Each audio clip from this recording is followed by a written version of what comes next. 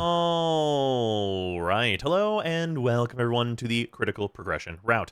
So, as a quick explanation for what this is a video that is for the critical progression route.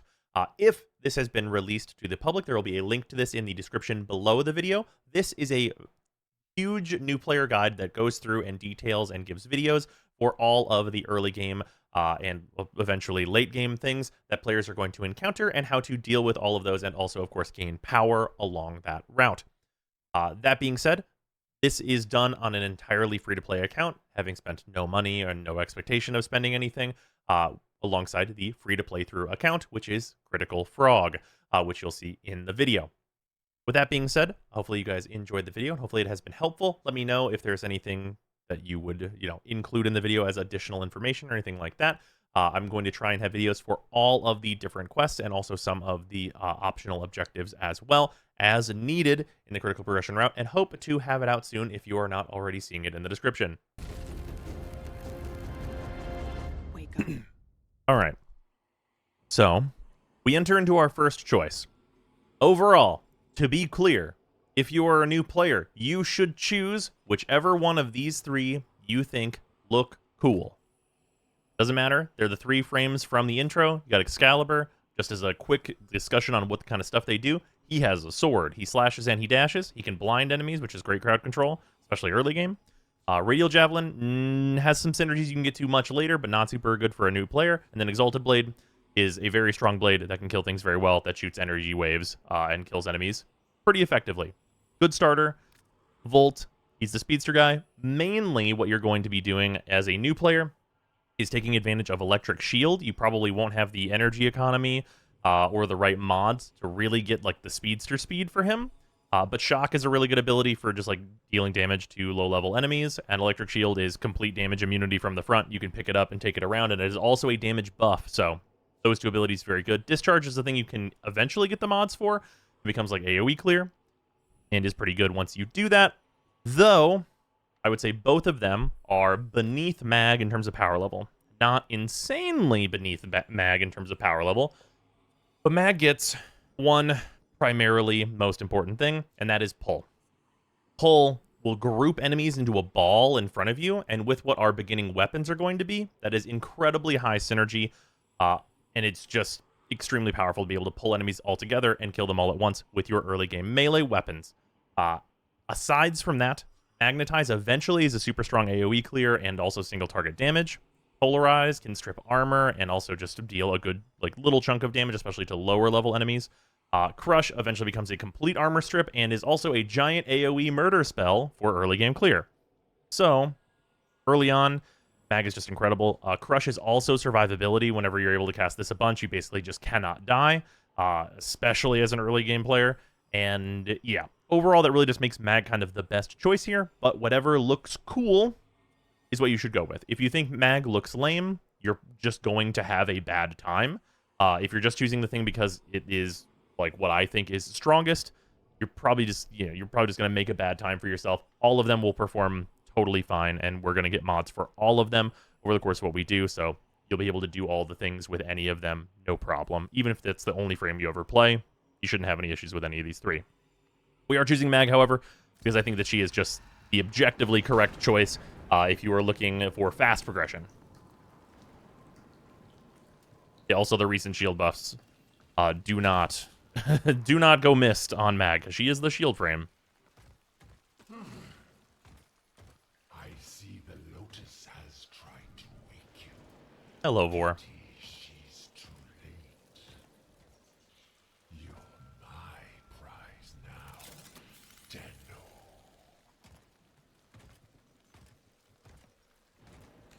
No.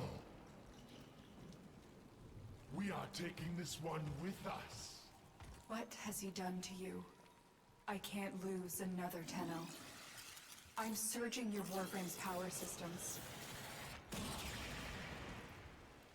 Quick, use your power.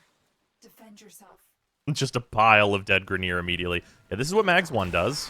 If it doesn't kill them, you can kill them whenever they become a pile of guys. And it won't be much of an issue. An extraction ship is waiting So, for you. as a initial what's going on here in terms of movement stuff that you'll want to know. Sprinting, which I took off of hold, which I would highly suggest. Go to sprinting all the time is what you want to be doing in Warframe.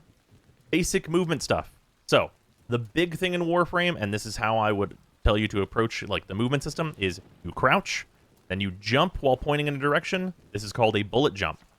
This is going to be your primary moving around. You can even do this straight up to get height. You also can double jump, and also if you hold down right click, you can hover. Obviously, it is not like a true hover. It's like a slow fall. But all those are really important movement stuff to get used to, and you're going to want to get used to them during the tutorial. You will see me do a lot of crouching and then jumping, and then we can double jump to kind of get more distance out of that. And it's a good thing to get used to as a new player. For that, you will not absolutely need to be doing that, but it is the way to move fast. In addition to that, we're going to go over some control stuff before we get into any more of that. So these are my heretical customized keybinds, but I suggest you do edit the base keybinds. So I have jump on my mouse. It is normally on spacebar. You do not have to move it, but it is on my mouse 5, which is the side button on my mouse. That is what I prefer. But whatever you prefer, make sure jump is very accessible to you. In addition to that, the other important thing is hold to crouch. You want to use hold to crouch as your primary crouch. You can have toggle crouch on something. I believe that hold to crouch starts on control. I very much dislike that. Left alt or C or whatever is easy for you to hit is going to be advised because you are going to be crouching a whole lot. Some people do jump on spacebar and their crouch button on their mouse like I have where my jump, but that's what's going on. Other stuff. Sprint/dodge. So by default, sprint and dodge are the same button. This is going to be very important for those of you that are on console because this is going to be kind of the only real option you get. But for the dodge, you will need to double jump or double tap in order to get the dodge. With that being the case, I would highly suggest separating these. So you have to have sprint dodge bound to something. I have it on a bracket, which I'm obviously never going to hit. And then sprint is on the usual button this is, which is shift, and roll is my spacebar button. It's very important that roll is accessible to you, especially as a new player, because rolling does a lot of different things. That's kind of it for like important changes to keybinds and what keybinds are going to be the most important ones. But that's our main thing to talk about here real quick. And for that, the reason why roll is so important, which is just this, is because during roll, you are, as a new player especially, effectively invulnerable. You get 75% damage reduction, which means your health pool is multiplied by 4 while you're rolling. You also can't be knocked down, so you can safely roll into attacks and just eat it and not be penalized for it at all. So rolling is absolutely incredible. Roll, like it is better than a Dark Souls roll. Like, you are insanely strong if you are rolling around. And in addition to that, with the bullet jumps, you can roll in mid-air. That includes backwards. You can do all kinds of insane movement stuff whenever you're combining roll in here, like just adjusting mid-air, just like doing like 90-degree like turns straight up. All kinds of stuff that you can get used to and do. I would really highly suggest that you get used to rolling around when needed. Now let's talk about our first weapon. So between these two, you have the Skana and you have the bow. Recently, they removed all of the Mark I versions of these weapons from the tutorial, meaning that we have much stronger options now. For that, that means it is an even better choice than it has ever been in the past to always pick the bow. Always pick the bow. If you don't pick the bow, you can still pick up the Mark I bow from the market, which is free to do and like will just like cost a few in-game credits, which are very easy to earn. And you'll be fine with the Mark I bow. But picking the regular bow here is insane. This weapon is incredibly strong for a new player, and it will be your main DPS for the foreseeable future. Because it can just take care of dudes, and it will only get better than this as we progress just a little ways. Go over that gap. Also, crouching is sliding. If we are moving or sprinting, and we can crouch slide. Sliding does give you a little bit of a boost, so you can kind of just like spam slide to move around if you wanted to. Which is known as butt scooting, if you hear anyone use that term. Also, there are sneak attacks on enemies, which do more damage, but are usually not needed early game. Second weapon. So we have the Lotto and we have the Kunai. If you like throwing knives, there's nothing wrong with picking up the Kunai, but I prefer the Lotto personally.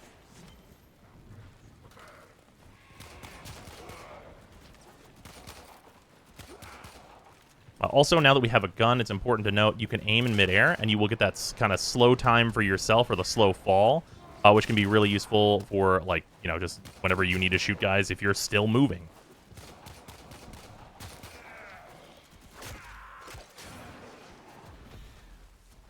Moving right along. Important notes for switching weapons. So once we get our primary, we will be able to switch with F between our primary and our secondary. But you can switch between those, and if you hold F, you'll be locked into your melee. This is full melee mode. This allows you to hold right-click to block attacks, which make you completely immune to damage from a pretty wide angle in front of you. If you need to survive things, that can often be a very good way to do that. The initial parkour here. Running on through. If that part takes you a while, obviously, if you are a new player, it's going to. So don't worry about that none. Oh, true. That's right. I can change some of the visual options as well.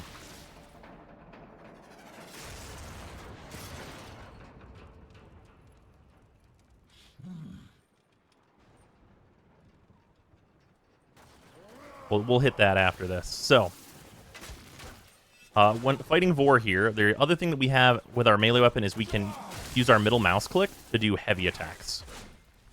And heavy attacks are going to be exceedingly good early game. You can also do them from the air to get heavy slam attacks. But just in general, they are just really, really good damage this early. You can see you can cover some significant distance if you get some good height. And just chase Vor around. He doesn't have... he doesn't like it, at the very least. My decrepit heart is pounding. This one is stronger than the rest. Lock the area down. This Tenno is mine. From here, Quick. we'll have this terminal. And release the lockdown. Do that, and I will guide you to your old ship. It's your only chance. There we are. The Queen wants to destroy you, but I You need can see those slams, just taking care of the enemies, no issues. So here we have our choice of primary. We have a bow, or we have the Breton. I prefer the Breton. The bow is still great, especially now that it is not the Mark I version. It is actually quite a good choice. But I'm going to choose the regular Breton, which has also been upgraded from previous options. See, it's kind of our like basic machine gun, but is quite effective.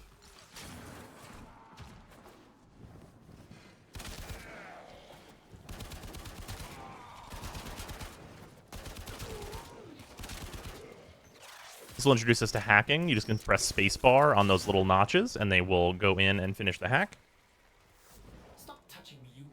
What? Mid-air bullet jump is a good explainer too. Oh yeah, that's true. Yes, you get 2 jumps. One of your jumps can always be a bullet jump. So if you jump and then bullet jump in mid-air, that is a thing you are allowed to do. Extraction. It will still require you to press crouch, but you can do it. Teacher, I will need a few moments to cycle the engines. Tenno, are you afraid? You cannot hide from these old eyes. I've marked you. You will return to me.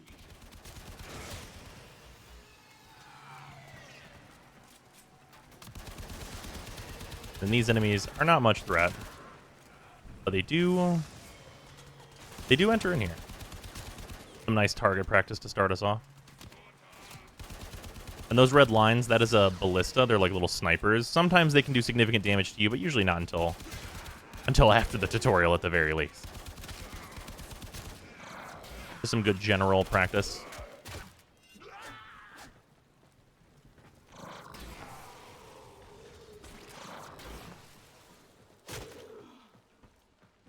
There we are.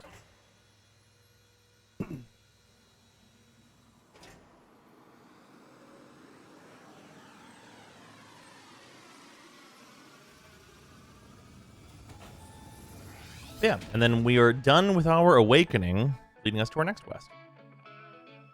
All right, so we're about to be into the thick of it, with a lot of videos coming out. Thank you for your patience, everyone. And also, of course, as usual, thank you to the patrons, Alex Parnham, Angel SBM, Arbiter Daydream, Nuven, Plotomatic, Brandon Coggin, Brutus Salazar, Dylan Dworsky, Etrain, Hafan, James Harsthorn, JC4 Science, John Lobdell, Joshua Adams, Luzanth, Mikkelkel, Minty Ginja, Mitchta, Nerve, Remoxidate, Tamrielic Wastelander, The Coupon of Death, Tomeworm, Waifu Wars, and Zeraphir, and of course to all of the $5 patrons as well. It is hugely appreciated, with us getting into big free-to-play times, which should hopefully be excellent. Sorry if guides are a little floody on the inbox side, but it'll be a nice change of pace perhaps.